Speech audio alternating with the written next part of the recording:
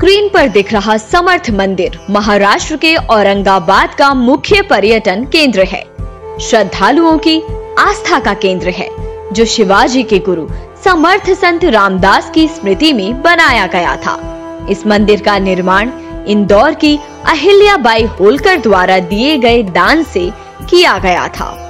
संत रामदास का जन्म चैत्र शुक्ल नवमी को महाराष्ट्र में गोदावरी के निकट जाम्ब नामक स्थान पर हुआ था। उनका वास्तविक नाम नारायण था।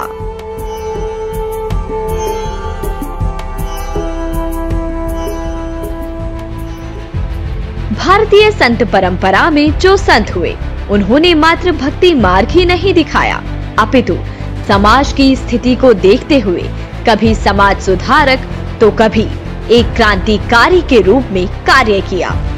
समर्थ गुरु रामदास मुगलों के अत्याचार, अनाचार और अराजकता से आहत थे।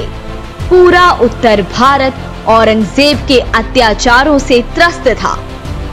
गुरु रामदास ने भारत को इस्लाम के आतंक से मुक्त कराने के योजनाबद्ध तरीके से प्रयास किए। उन्हें एहसास हुआ कि धर्म संगठन और लोक संगठन होगा, तभी राष्ट्र परतंत्रता से मुकाबला कर सकता है।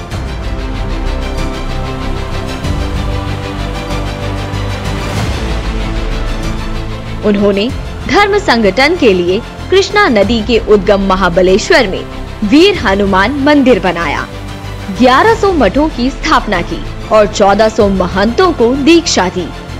लोगों में राष्ट्र धर्म, हिंदू धर्म और स्वराज्य की भावना जागृत की। वे जानते थे कि लोक संगठन के लिए लोक शक्ति जागृत करनी होगी। उन्होंने मुसलमानों से अपना राज्य वापस लेने के लिए हिंदुओं को संगठित कर जन जागरण किया। गुरु रामदास ने कहा, परमेश्वर को सिर पर धारण करते हुए युद्ध छेड़ दो। धर्म की स्थापना के लिए हमारे देश को तबाह करने वाले मुगल आक्रांताओं पर टूट पड़ो। इसके लिए प्राणों की आहुति देने से नहीं डरो। धर्म स्थापना हेतु मरने को तैयार रहो। मारते मारते मृत्यु का वरण करो और अपने स्वराज्य की स्थापना करो। उन्होंने समाज में आत्मविश्वास भरा कि विजय अपनी होगी।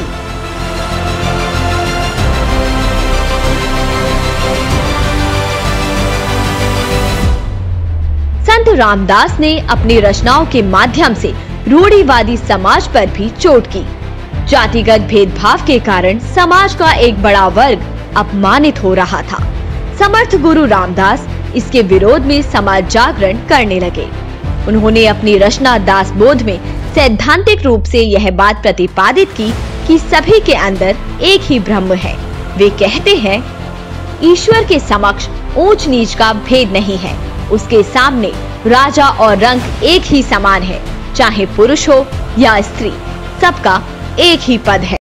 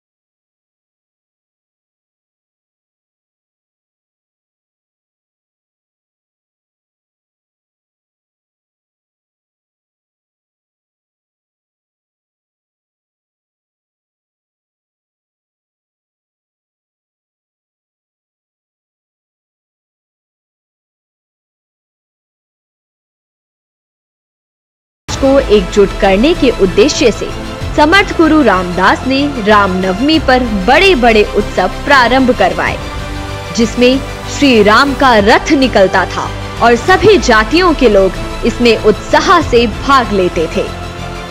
संत रामदास मानते थे कि कर्म के अनुसार ही व्यक्ति श्रेष्ठ तथा निकृष्ट होता है।